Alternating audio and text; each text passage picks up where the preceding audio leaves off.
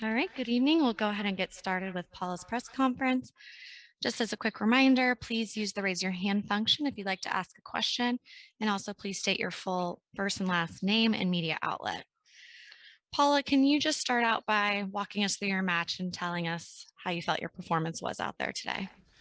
Yeah, I think I played a pretty good match today. I knew I had to play in a high level against Barbara. She's an amazing player and very talented.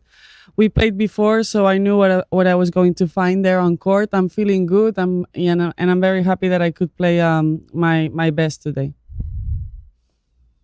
Thank you. First question will go over to Karen. Hi, Paula. Welcome back again to the winner's seat.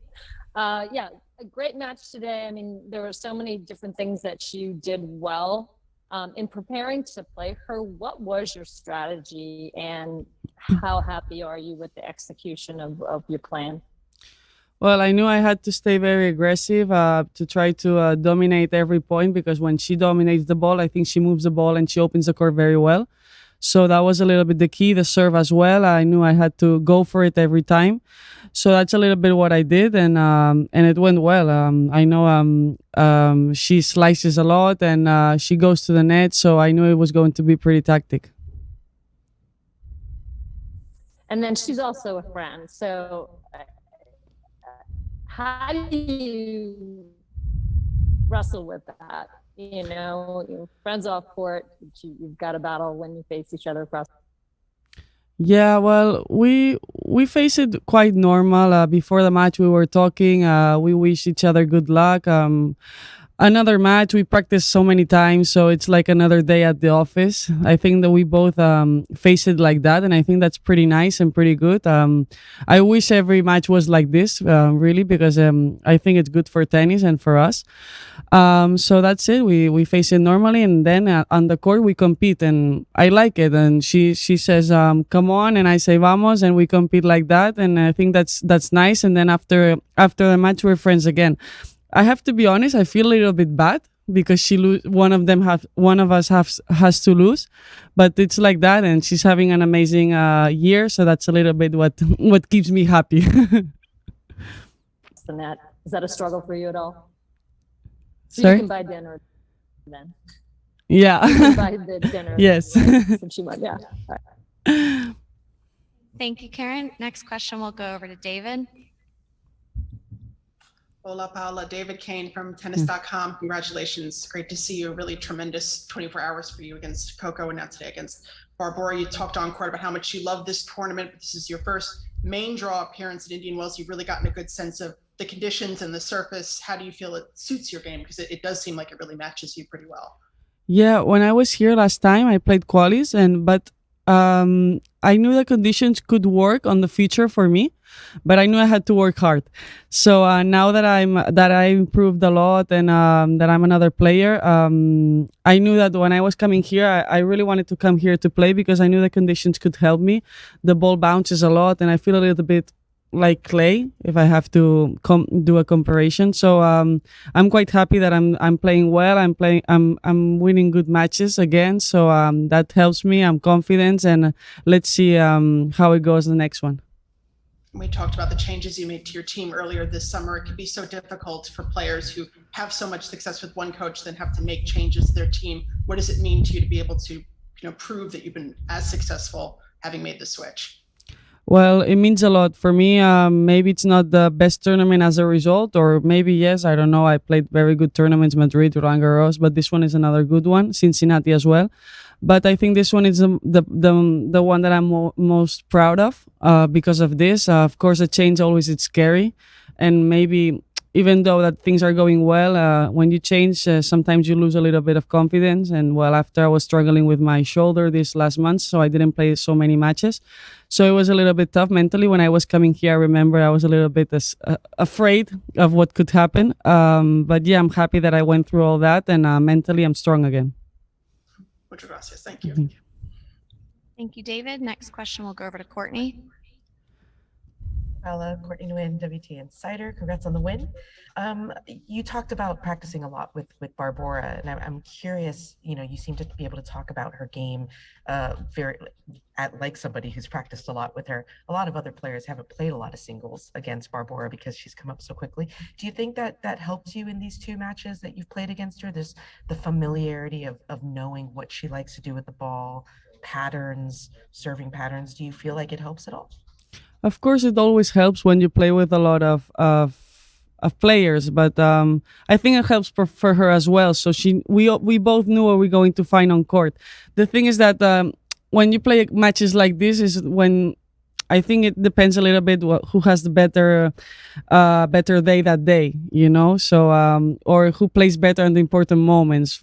Sometimes it's 1, 2, 3 points what makes the difference. So maybe today went for me, another day could go for her. But the tennis, it's a little bit like this, and in these levels, it changes for 1 or 2 points. So yeah, we both know what we're going to find, but it depends on that day who plays better or the conditions or who feels better that day. And then I saw a little bit of strapping on the shoulder that has been bothering you. Are you concerned at all about it? Was it preventative? Are you feeling some pain? What was going on there?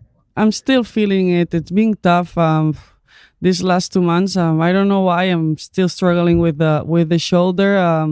With the other first match, it was okay. Now it's going a little bit worse, but I can play. So for the moment, it's not a problem. But still, I'm feeling it. When I finish the matches, it's very very tired and a little bit bad. But it won't affect me for the next match.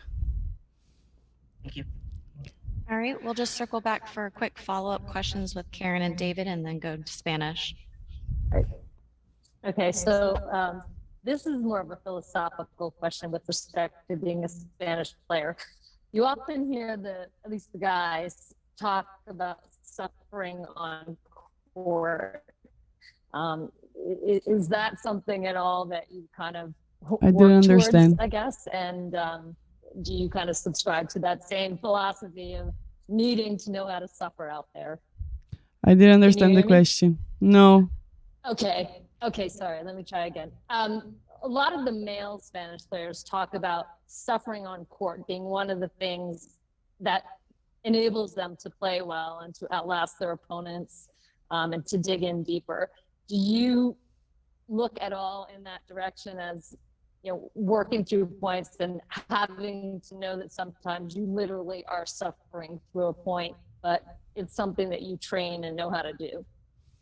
Well, I think we all suffer when you see the matches. Sometimes now I analyze matches from the outside, and you see everyone suffering. It's a sport that you always suffer. You play with a lot of pressure, a lot of expectations. You're playing against another opponent at the other side that wants to win you the point. So you have to do your things well, but it doesn't depend on you as well. So it's complicated. It's tennis. It's like that. But I think the key is to find that joy in the suffer. I think the best example on that is Rafa Nadal, and he's one of my idols. And well, on my idol on the female side was Maria Sharapova, and she was a little bit as well the perfect example on that. So that's why they're a little bit my idol since I was like 9 years old. So I really admire people that they suffer a lot, but they come through all that tough moments, and they're like insane and very, very strong. Thank you, Karen. And for final question, English, we'll go back to Courtney. Hey, Paula, just one more question, just on your next match. You'll play either Kerber or Tomljanovic. Kerber's up 4-1 at the moment. If you do get a chance to take on Angie, how do you see that matchup, especially in these sorts of conditions?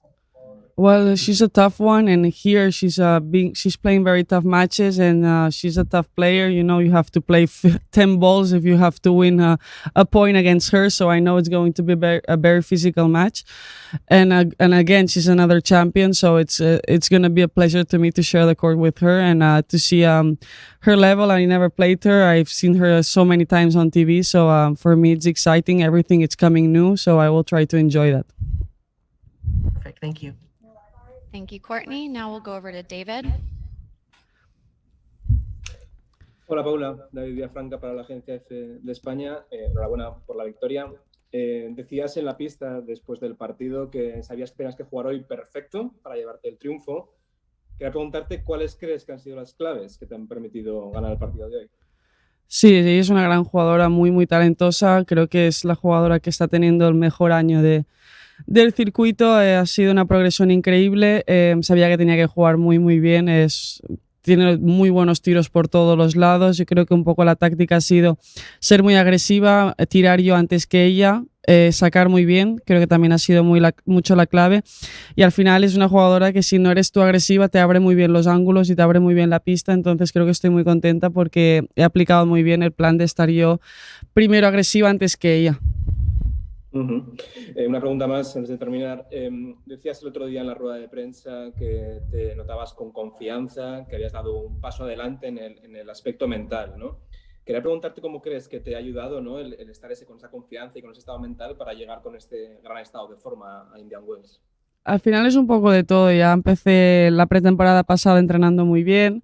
Era otra jugadora, estaba 90 del mundo. Pero poco a poco este año, ganando partidos, superando situaciones complicadas, trabajando muy duro, pues se me han venido dando las cosas. Al final vas jugando con estas jugadoras, las vas ganando, vas entrenando con ellas. Yo intento siempre entrenar con ellas en todos los torneos, así también aprendes y vas mejorando. Y al final la confianza se da así, trabajando muy duro, estando con tu equipo, estando bien, feliz. Creo que cuando eres feliz también se rinde más. Y eso es un poco las claves que creo que me han hecho progresar en mi tenis y en mi vida. Gracias, Paula, y suerte. Thank you very much, everyone.